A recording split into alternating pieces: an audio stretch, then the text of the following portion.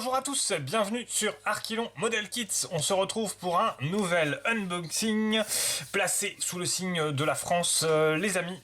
Donc voilà. Alors là, j'ai pas de carton parce que c'est une commande que j'ai reçue déjà il y a un petit moment, donc je l'ai déjà déballé. Voilà, donc je vais pas tricher en faisant semblant de le remettre dans un carton, hein. J'ai juste ouvert le carton.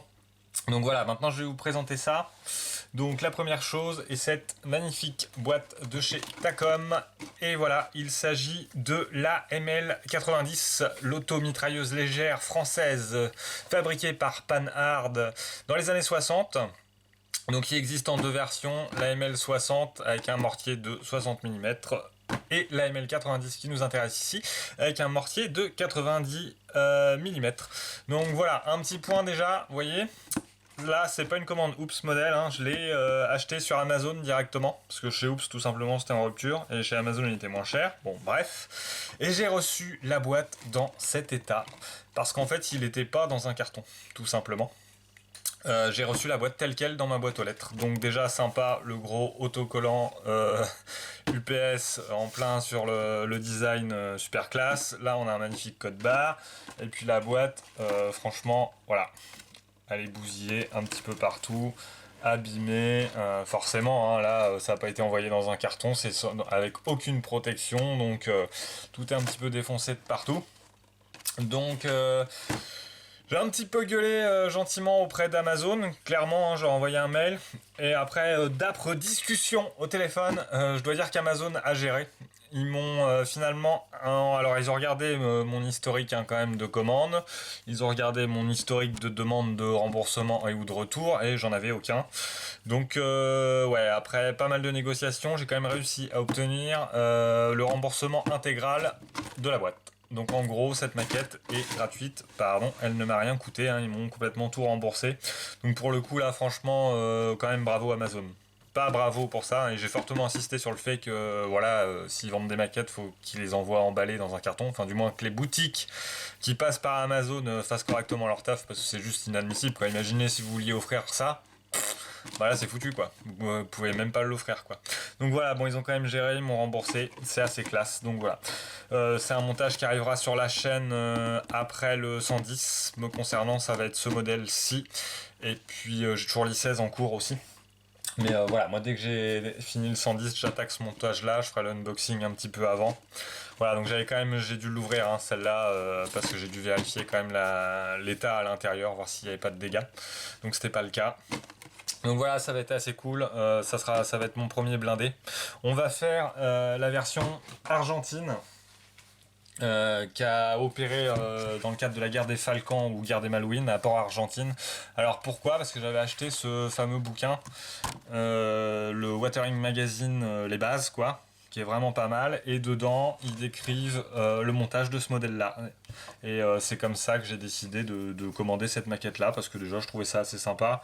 C'est un premier blindé, il n'y a pas de chenille, je m'enlève une pseudo première difficulté, il y aura que des roues, et puis voilà, en lisant le bouquin j'ai parcouru un petit peu toutes les étapes, je trouvais ça assez sympa, bien expliqué, donc j'ai décidé de partir sur ce modèle là, et puis comme ça j'ai un guide. Voilà, et donc en complément de cet achat, j'ai également acheté ce produit de chez Mig, l'Enamel Odorless Thinner.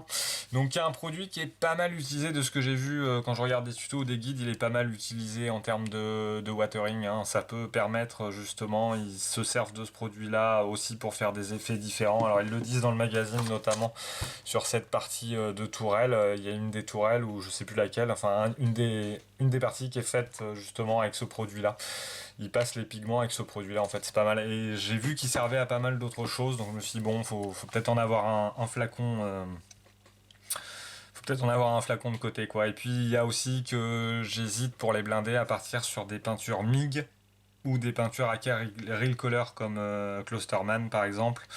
Donc sachant que là, bon, la MIG, j'ai regardé pas mal de tutos, c'est en fait une peinture qui est très couvrante, très pigmentée, donc elle se passe en très fine couche uniquement, donc ça moi je le fais déjà, donc ça me pose pas trop de soucis. J'ai regardé les dilutions, tout ça je connais, ça me semble pas mal. La seule chose qui me fait peur avec la gamme MIG, c'est que a priori, si on fait du pré-ombrage, c'est très compliqué, parce que vu que c'est une peinture très couvrante, il disparaît très très vite le pré-ombrage, et en gros de ce que j'ai lu, ça a l'air d'être très compliqué de réaliser un vrai pré-ombrage correct avec de la peinture MIG. Donc à voir, je suis encore hésitant parce que là du coup j'ai pas acheté encore les peintures pour la ML.